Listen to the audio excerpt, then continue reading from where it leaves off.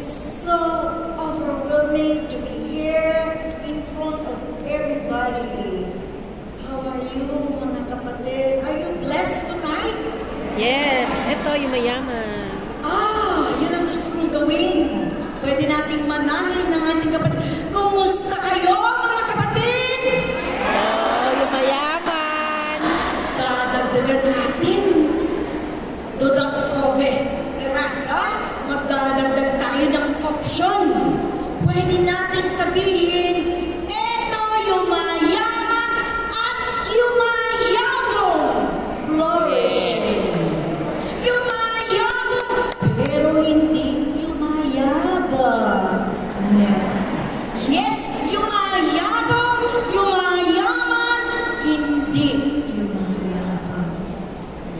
Salamat po sa Panginoon. Praise God for this wonderful experience. Talaga pong gratulacje. Yun po yung word sa Polish na congratulations, women. Indeed, we are all God's masterpiece. Talaga pong nakakahanga. Talaga ang gagaling. Parang, sabi ko nun, pwedeng dalhin sa Poland lahat yung mga yan. Lalo ng hanga ng mga Polish people, ang mga Pilipino. Talaga pong pag nakita nilang kagalingan ng ating mga kapatid dito sa entablado, lalo na silang magsasabi, pwede ba ako kunan nyo ng Pilipina para maging kasama? So thank you. And I praise God for this wonderful opportunity. Magandang gabi po sa lahat. Magandang gabi. Dobre wieczór, everyone. Ito po ang aming greetings sa Poland. Praise God for this rare privilege to be invited to this biannual National Alliance Women Philippines and serve as a missions night speaker tonight. When I received the chat from Pastora Mercy about this event, I told her I would accept the invitation as a special assignment from our Heavenly Tatay. I could not just say no, because Alliance Women has been a big source of encouragement and inspiration to our missionary journey. Praise God for the Alliance Women. Let me take this opportunity to thank not only officers, but each of you for your prayers and financial support. Thank you for continuing holding the rope for us. Missions will be so hard. It will be so difficult without you here in our home, praying and sacrificially giving for the sake of mission. Difficulties and challenges, that's normal. But being the frontliners, nabato ka mo, target kami, spiritual warfare is real. And I stand here before you tonight, it's only by God's grace, by God's amazing grace, that I am here tonight to share with you His goodness and faithfulness. Sabi ko kanina, parang kaninang umaga, kung pwede, uwian na eh. Busog na tayo eh. Sabi ko kaya lang, sabi ng speaker, stay. She resounded my fears kanina, Lord. Bakit ako? Wala akong doctorate. Wala din akong masteral. Lord, ano meron ako? Kanina iniisip ko, meron din ako. Meron akong hood. H-O-O-D, servanthood. Yes. Pwede ko sabihin, meron ako. But then, the enemy is not so happy that our God will be magnified tonight. But I say no. I will stand here and giving back the glory and the honor to our wonderful God. Faithfully flourishing. Yung po ang ako yata marunong gumamit ito. Ay, bakit napapunta doon? Okay. sabi po sa ating team, napakaganda. Salamat. I'm so humble how God orchestrates everything. The song, Trust and Obey, yun po yung isang puhunan namin sa pagmimisyon. Trusting and obeying God. Matapat na yumayabong. Pwede po bang sabihin natin lahat? Matapat na yumayabong. Hindi tayo magiging matapat na yumayabang. Dahil ang gaganda kanina ng mga tao, talagang totoo, parang model, parang mga fashion show. Ang gagaling. I'm so, talagang na-amaze po ako. Ang yaman talaga natin pala. Kinakwenta-kwenta ko yung mga nagkikintabang mga suot kanina. Eh sabi ko, di ako, nagpiprep ako hanggang ngayon ng costume ng Kibuli kasi alam ko, KK yun, mahal. Kaya itong aking costume na polish na ito ay improvised lang. Ito original. Pero ito, so kayo lang to. Kasi mahal mo din ito. Ito improvised lang. We have 16 regions po sa Poland. And makakanda rin ang kanilang mga costume. Kaya missionary Kapag missionary, palaging missionary budget. Kaya kailangan magaling kang humanap sa ukay-ukay para magkaroon ng ganitong costume. O di po ba? Amen po ba? So, faithfully flourishing. Matapat na yumayabong. They are planted in the house of the Lord. They flourished in the courts of our God. They still bear fruit in old age and are ever full of sap and green. Pwede po ba mag-survey? Ilan po dito ang mga participants ng 40 age, ang age nila ay 40 below? Nasa kaman? 40 and below. Ay yung 40 pataas hanggang 50. Wow, ang dami. Eh yung pang 50 pataas, ay mas marami. Wow, ako yun, kasali ako doon. May good news ako sa inyo. Kasi sa pag-aaral ko, nakita ko ang panibagong pag-asa. Yung po palang salitang menopause, yung pala wala sa Bible. Hindi biblical ng salitang menopause. Kasi ang sabi po dito, even in old age, sabi ng mga tao, ay, menopause ka na. Kay 50 ka naman pataas. Pag 50 pataas, wala na daw katas. Isabi, ever full of sap. Marami na, walang nalaman ko. Ever full of sap. Marami, wala ka ng katas. Wala, kayo nakikinig na wala ng katas kung 50 na pataas. Full of sap and green, mga kapatid. Amen. Wow! So kung kanina po, ay nagtapos ang paglalagta, talagang ako po'y busog na busog kasi ako yung talagang I'm so blessed with what I heard from our sister. At sabi niya yung spirit, pero alam niyo ko nun, 30 minutes? Ang tagal ko sa film since 2010. Ngayon lang ako tatayo, 30 minutes! Unfair. At sabi ko, Lord, give me wisdom. Paano ko sasabihin ng mga bagay-bagay within 30 minutes? Kaya dala ko po ang cellphone ko kasi ayaw kong malik.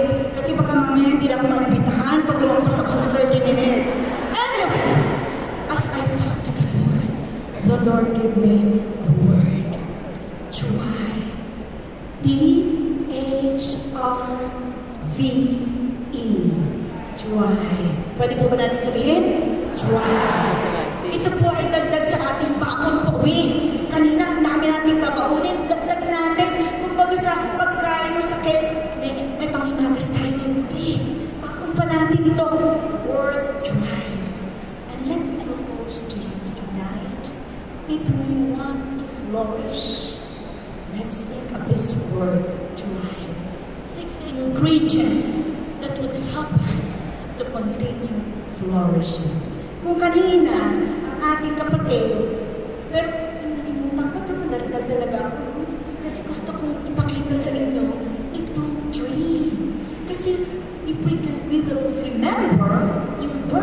12, ang sabi doon, na-mention po ang palm tree.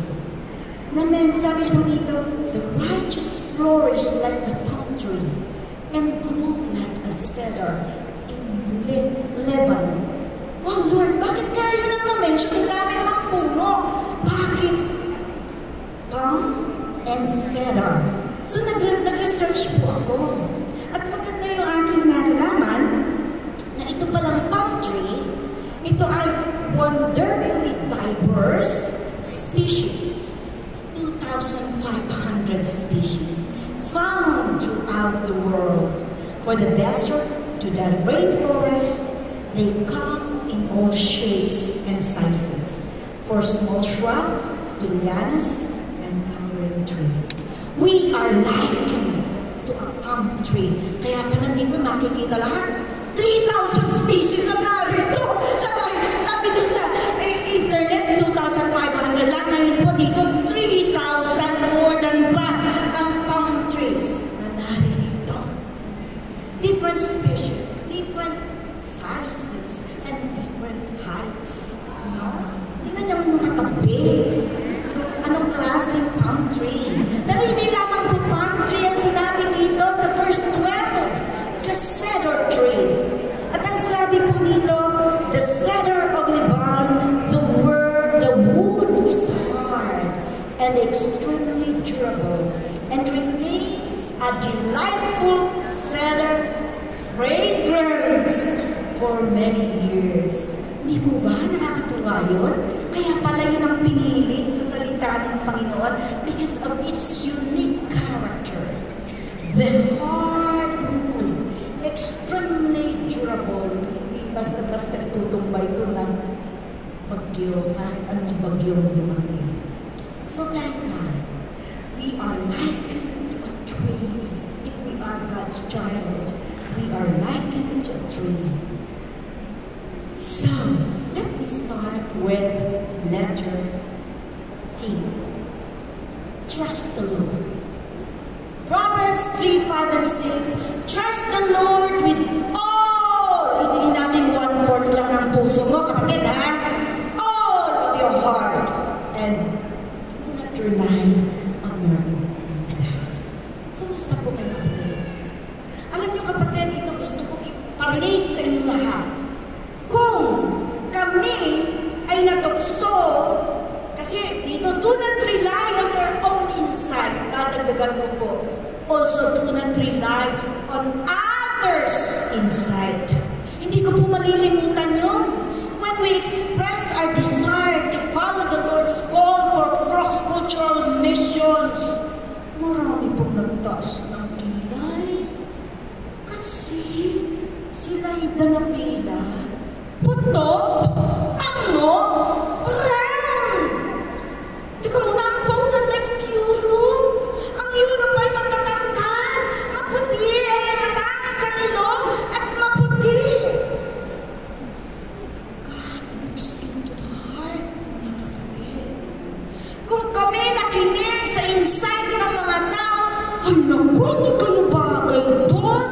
Kung si Pastor Edmond galing sa Lake Cebu, punta naman siya sa Antipoli. Doon siya bagay. O kaya isa sa mga tribo dito sa southern communities. Wow, parang si God. Eh wala namang sinasabi sa amin ng Panginoon.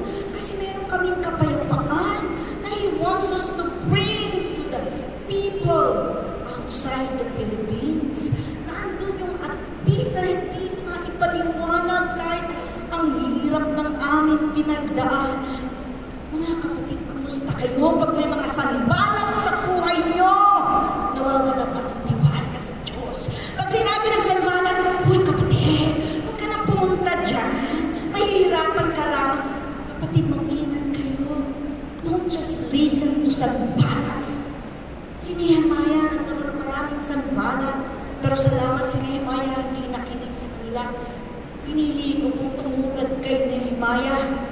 At ang asawa ko, sabi ko, huwag tayo makinig sa kanila. Alam niyo po ba kung anong ginawa ng Panginoon? Sabi nung isa, oo, kapatid ako na may nagmamalasakit lang sa iyo. I'm concerned. Because maybe after few years of being in Poland, you just go home crying. Kasi walang nangyayari. Alam niyo ba yung tutot, tango, brown? Mga kapatid, for the first time in my life, after 50 years of existence, for the first time, pinanggigilan ako sa Poland. I have a beautiful face. Dito sa Pilipinas, hindi ko narinig yan. Doon ako ang exotic being, exotic country, Philippines. Kasi ako kakaiba. Pagka kami lumalakad mula sa eskwelahan, kami ang pinagtitinginan ng lahat. Sila'y lumilingon at muling lumilingon. Saan galing ang mga exotic beings na ito? Kasi nung 2010, kukunti pa lang ang Pilipino doon.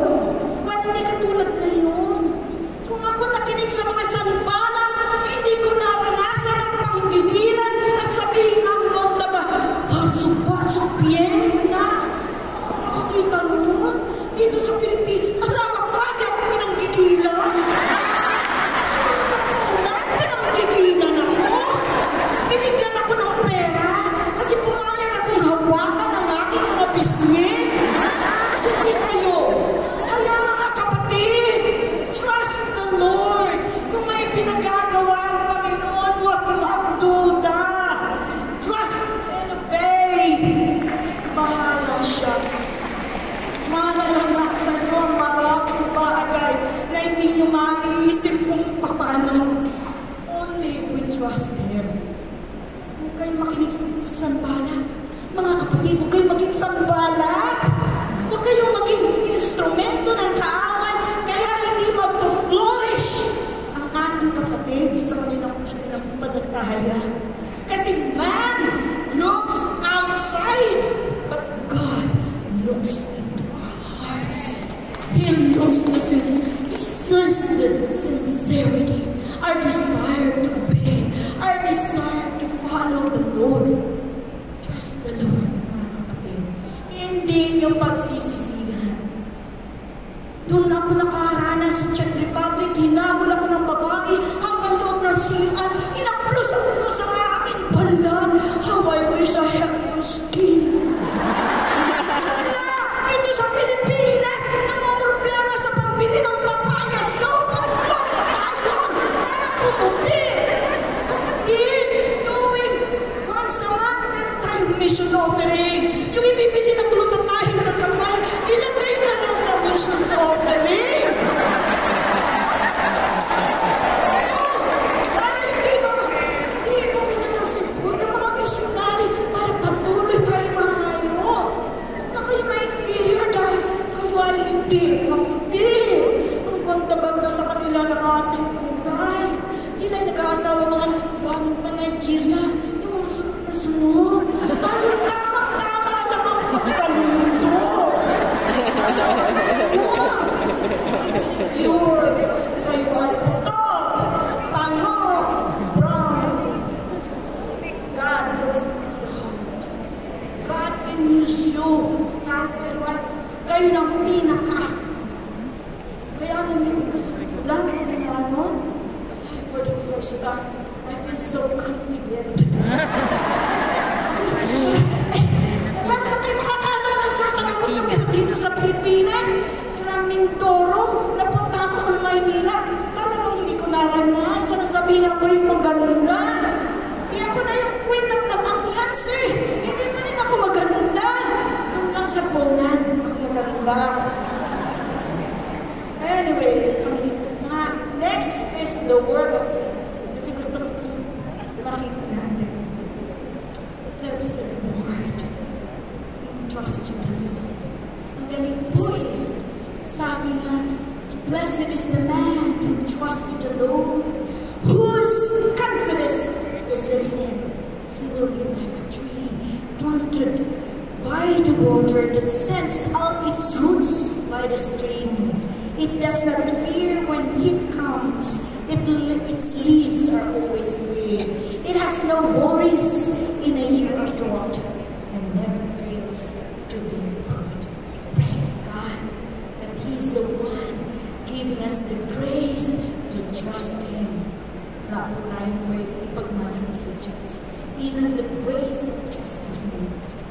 from Him. And He is willing to give the grace to those who choose to trust Him. Sunod po ay ang age, heart of wisdom. Psalm 20:12, so teach us to number our days, that we may get a heart of wisdom. Kumusta po ang ating mga puso, mga kapatid? Nakikita po ba ng Diyos ang wisdom sa ating mga puso? Teka muna, Pastor, meron bang ganun? Heart of wisdom? Meron bang heart of innocence? Meron bang heart of, maraming klase daw ang heart. But yes, let's do the wise investment to gain a heart of wisdom. Let's spend time with God and His Word. Huwag kayong manghinayang. Huwag tayong patalo sa trending ngayon. Mas maraming beses ang pinupuksan ay ang Facebook, not the book of God. Mga kapatid, we are on the last days, and the enemy is working double time to get all those whom he can get para makasama niya doon sa place of punishment. And our challenge is to do our best to bring the lost to the kingdom. Kumusta po ang mga puso natin? Anong nasa puso natin on a day-to-day basis? Do we have the heart of wisdom na kung meron tayong alam na nakapit-bahay, nangangailangan ng panalangin, iiwanan natin ang lapahin, iiwanan natin ang linisin, at pupunta tayo sa kaibigan, sa kapit-bahay, because there is the promise from God. Mga kapatid, heart of wisdom. You choose what is delightful sa Panginoon. Don't hinayang. Huwag kayong magsabi, ay, ang dami kong gawain. Paano na ito? If God wants you to stop for a while, to break from the routine, daily schedule, do that. Because God wants you to do something.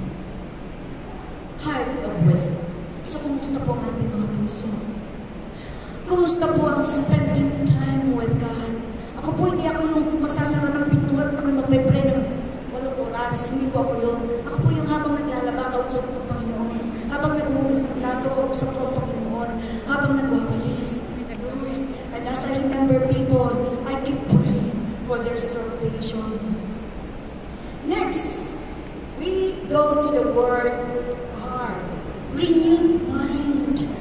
So if we want to keep flourishing, not just the trust issue, but our heart should be in a constant intimacy. Andun po yun sa heart. O ikalina ng ating kapatid. And yung renewal of our mind. Do not be conformed to the pattern of this world, but be transformed by the renewing of our minds. Ano po yung mga challenges na yun? Bakit nai-impede the flourishing process has been impede sa buhay natin, napipigil? Kasi kailangan natin magkaroon ng renewed mind. Dito po pakiusap ko sa mga nanay, sa mga lola, sa magiging nanay pa. Napapansin ko mga bata ngayon, I've been a teacher for so long. Kakaiba po ngayon ng mga bata. At lungkot na lungkot po ako kahit sa church. Andiyan ang cellphone. At laro ng mga games sa kanilang cellphone. Mga kapatid, be responsible, lola, ate.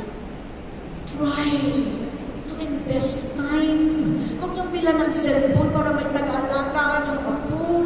Ang iyong anak at nagiging mga nani, nagiging yun ang comfort zone ng mga bata para hindi kayo maabala sa ginagawa niyo. Bigyan na lang ng cellphone. Nanulungkot po ako pag nakikita ko maraming bata ang kakapal na ng kanilang mga salamin. Kasi whole day, lalo pag Sabado, at minsan linggo pa, hindi na rin nila maalis sa kanilang bahay dahil nakatutok na sa cellphone. Let's be creative. How to take away our children from that addiction. Nakakalimutan po. So let's have a renewed mind na dahil ngayon yung anak puso, parang kawawa-kawawa ang anak mo pag walang cellphone.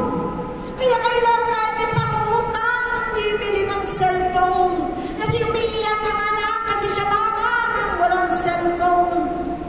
No, mga kapatid, let's be determined to have that women.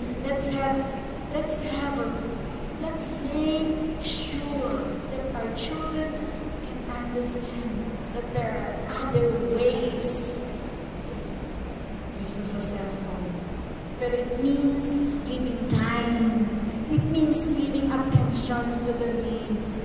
And I'm sure if we will do our part, the Lord will reward us for that. Renewed mind. Napakalaga po yan sa panahon namin ngayon. Napakahalaga na hindi tayo nagko-compromise ng ating faith.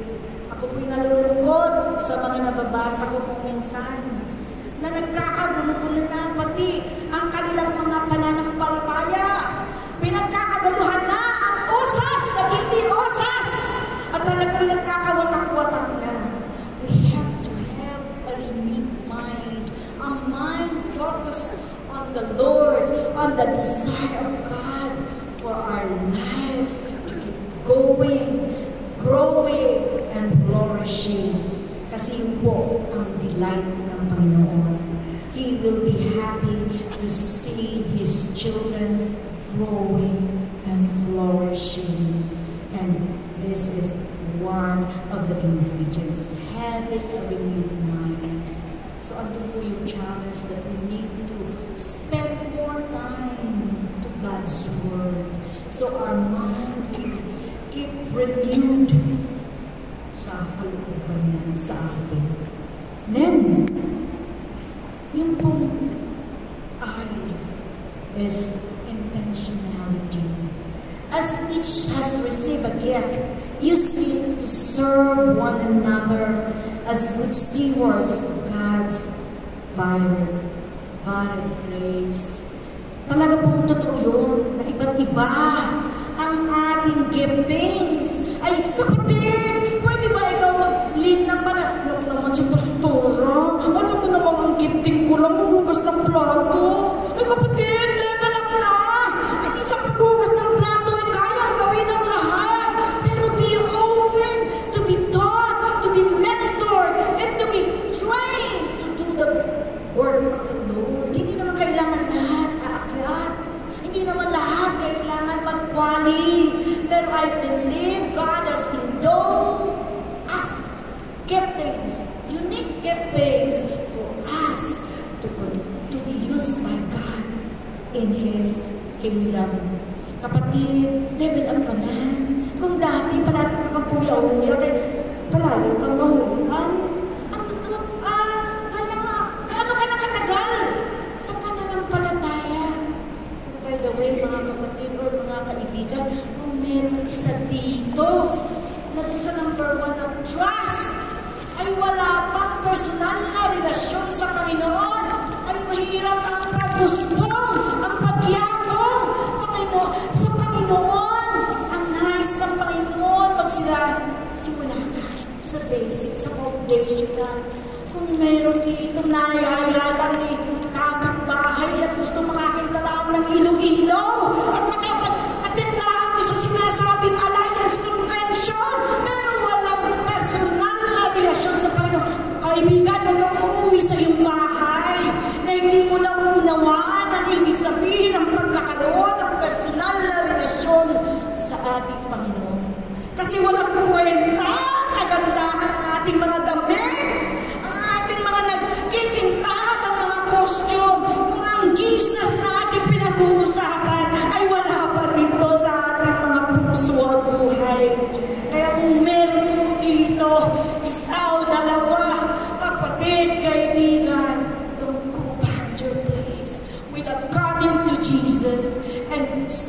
kanina, surrender.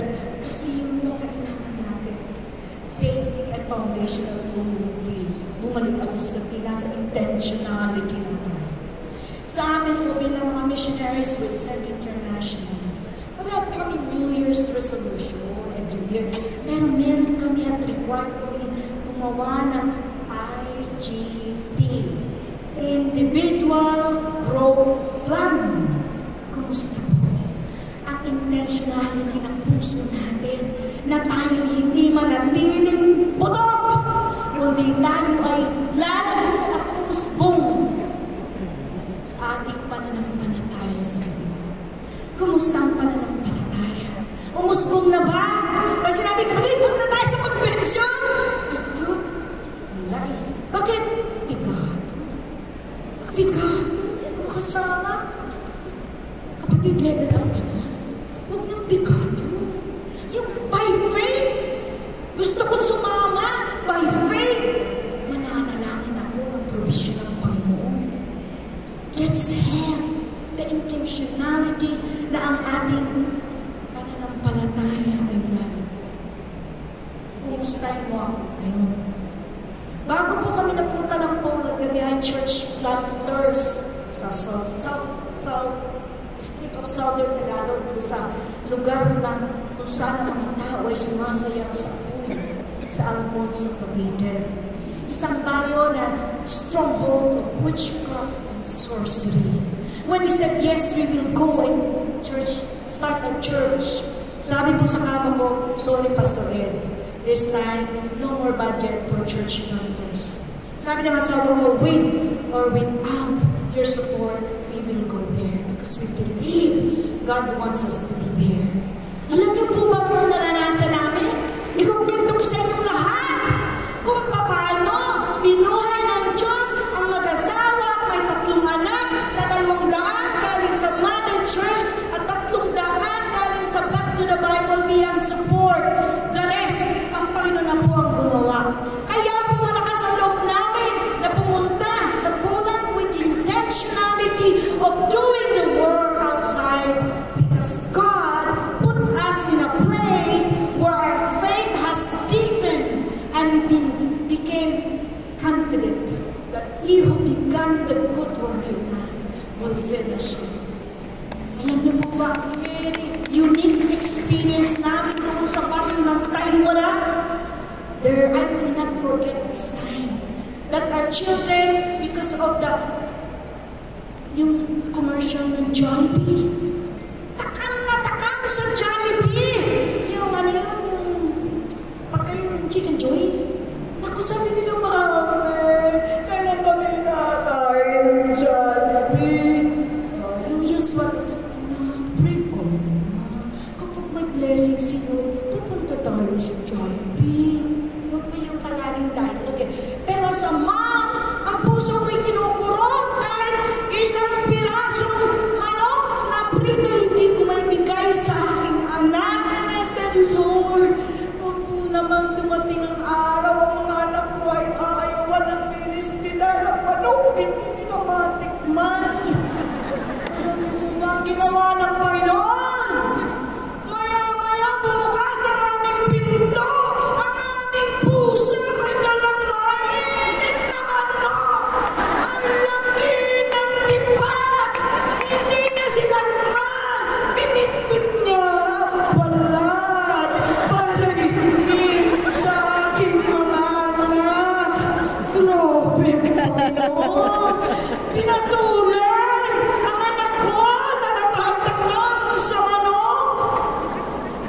Kuha ko ng totoong pangyayari. Meron akong umanga sa Panginoon. Cravings man po yun. Hindi mamamatay ang aking mga anak kung hindi makakain ng chicken na yan. But God, in His awesomeness, He can command at iring para gumawa ng chicken. Parang chicken na ito ay kinayat sa 3 at ibinigay sa aking mga anak. Soul of craving sa Jollibee. Yan po ang Panginoon. Pagpapag po natin ang Panginoon. Kaya kapatid,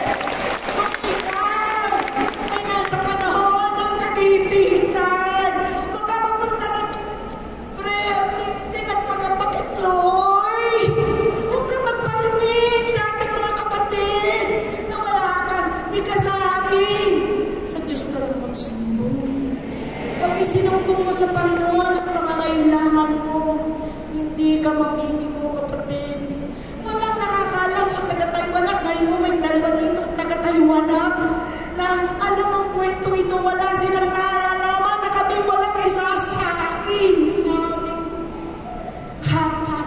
But the Lord has been so faithful. Hindi niya kami pinabayang magutom. Kung wala kaming kanin sa table, may kapitbahay na tumugtog. For the first time, nagdala ng 5 mais na nilaga. So, hindi kami nagutom. May mais. Ito po, hindi lang sa mga church staff, sa mga workers, sa lahat. Ingatan nyo ang puso ng mga anak nyo. Huwag ipakita sa mga anak na kayo ang mababasa sa kainin dahil talong at kangkong lang ang ulam nyo.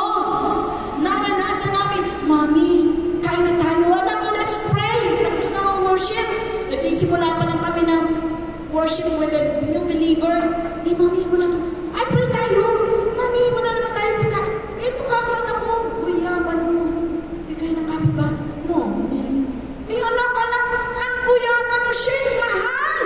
Ay, Mami naman, wala hindi man yung shake. Ay, anak naman, madali lang yan. Here's the guyaban, here's the water, here's the sugar, and shake, shake, shake. Let's be creative. Let's be intentional. How to bring out our children. Hindi sila mag-i-end up sa sinamini ko, si daddy ko, please lang. Faithfulness ka, hindi lang kami makain. So marami. Sa generation na susunod sa atin, they will not love the ministry. Kasi hindi tayo intentional how to be creative and not for them to feel na kawawa sila. Kasi Christian ang nanay na yung kapitbahay namin. Lord of the wedding. So, maya-maya bumibili ng chicken. So, mga kapatid, let's be intentional on how to train the next generation for them to believe that we have a living God. We have a powerful God. Intentionality. Victorious life. And sabi po sa Corinthians, but thanks be to God who gives us the victory through our Lord Jesus Christ. Pressures of life. Normal po yan. Kanya lang, may dalawa pong klase ng pressures. The external and the internal pressures. Minsan doon po ang malaking challenge. Hindi yung external. Kasi madali natin gawa ng paraan yan eh. Walang bigas. Ayun, kapag kami isang tanda, tapos sa bahay, mangungutan. Hindi kayo maghihintay ng i-rain. Para magpunta ng chicken. O kada, mangungutan kayo sa inyong mga kaibigan para pumunta sa Jollibee. Kasi kawawang anak ko, birthday pa naman. Jollibee na. Alam ko, wala sa pagkakubyero namin yun. Hindi namin na, saan yung aming mga anak kapag birthday, kailangan may cake, kailangan may Jollibee, kailangan may bag. Hindi naman po nila pinapansin yun eh. Pero depende sa ating introduce sa kanila. Pero yung victorious life, mga kapatid, talagang it's God who will give us the victory. I turned 63 years old po noong June 11. Talata po ba? Senior na po ako. Pero alam niyo po ba ang isang pinasasalamatan sa Panginoon? The blessing of friendship. At to be honest with you, malaking tulong po kung kayo ay merong isang pinagkakatiwalaan o mga kaibigan na pwedeng ka-journey ninyo sa buhay. I'm so blessed with many artists. Andito po ang marami who will give their advice, whom I can talk to, kung andun po yung challenges, yung struggles, hindi ako matatakot na ako'y imamarites sa iba. Ito yung mga ate na ako'y ipapanalangin. Ito yung mga ate na magtatapat at alam kong may pagtitiwala ko ang kalahat-lahatan sa aking buhay. Siya ay isang mentor para Mga kapatid, huwag kayo parang nag-iisa sa mundo. Huwag kayong kumanta ng, oh, mag-pray kayo, intention kayo, mag-pray at humingi sa Panginoon ng kuya, ng ate, o yung mga babae, syempre ate lang. Yung medyo may, yung mature na, sabihin ko lang, bawal yun, mature, na pwede natin maging mentor. At tayo naman pong mga mature na, be willing to do mentoring sa ating mga kababaihan sa church. Kasi dito po natin mararanasan ang gaan ng buhay. Tayo po mga asawa ng pastor, huwag na kayong mag-share sa hindi, sa miyembro. Baka mamaya yung prayer meeting, hindi alam kayo na ang pinagmamarites nila. Kaya hanap kayo ng someone you ask God. And I'm so blessed to have all these artists na meron ako. Sarap pong mabuhay. Ang sarap mag-ikot sa Panginoon dahil alam mo hindi ka nag-iisa. Meron ka palaging ka-journey sa mga challenges na nangyayari sa iyong buhay. Nandun na po tayo sa huling salita kasi malapit na matapos ang time ko. Endurance. Endurance. Your endurance inspired by hope in our Lord Jesus Christ. How do you endure? Kapatid, kamusta mo na? Ito. Paghihapon. Ano yung paghihapon? Picado. Picado ng picado. Ano yung natutunan natin? Kamusta ka? Ito, yung mayaman. Pwede po ba, mga kapatid, pag-uwi niyo sa inyong mga simbahan, pag may narinig kayong kapatid, ano yung kumusta kapatid? Ito, pamughihapon, pigado. Pagbawalan na ng salitang pigado kasi kung palaging pigado. Ano ninyo, hindi na kapigado. Hindi na i-ring ang nagdadala ng chicken. Grab na at lalamon. Pusa ang nag-deliver ng chicken kasi pinayaman na ako ng Panginoon hindi dito sa mga kaibigan na pag-birthday ko binibigyan ako ng pa-Jollibee o diba? Oh, that's how great our God is. And the word endurance, kapatid. Huwag na kayong inom ng energy drink para hindi kayo mawala ng lakas. God's energy is sufficient. Tandaan, pagka, sabi, even in the old days, meron pa? Sap and Kasama ng sufficient energy. So let's be inspired because God, He who called us is faithful. Hindi lang ang gawain ng pagmimisyon o ang pag-evangelize hindi nakasalalay lamang sa mga missionaries. Tayong lahat in our own context are missionaries for the Lord. Pastora naman, hindi mo ako sa katandaan ko, hindi naman ako marunong magsakulang verses eh. Paano ako magsishare? Kapatid, huwag ka na mag-alala sa memory verses. Yung buhay mo na lang. Let it speak. The buhay na pinamumuhay mo because you want to do what God wants you to do. Kamusta na? Ilan ang kaluluwa? Ilan ang kapatid? Ilan ang kapitbahay na magkagaling sa kanila? Ilan ang kaibigan? Kamusta lang yung pagbabahagi?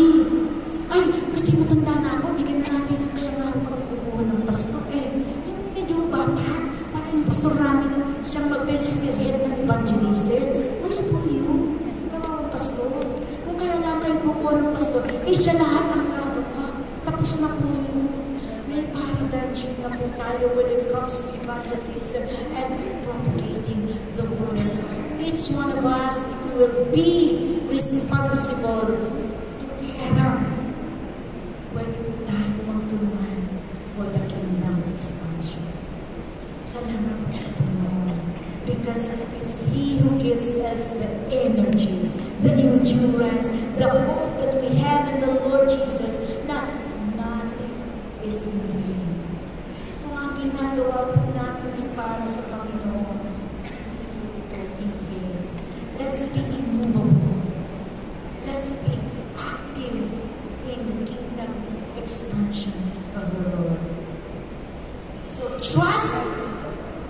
heart of wisdom, renewed mind, intentionality, victorious life, endurance. Lahat sabihin natin, thrive. Right. Harap sa kapatid. Harap sa kapatid. Kapatid. Pagkain natin, tayo ay yumabong. Patuloy na yumaman. Yumabong. Pero huwag tayo umayabang. Salamat po sa Panginoon.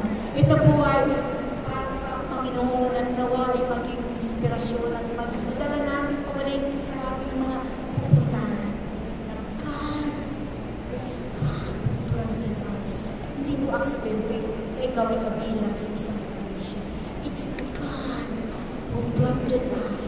It's God who caused the growth and the bearing of the fruit. Huwag po natin kalimutan ang mga trees na ginamit. Yung mga trees na ang alam po natin ay ang ganda. Na wow, we can be like this tree. Planted, growing, flourishing for the splendor of the planter. And that is God. God bless us.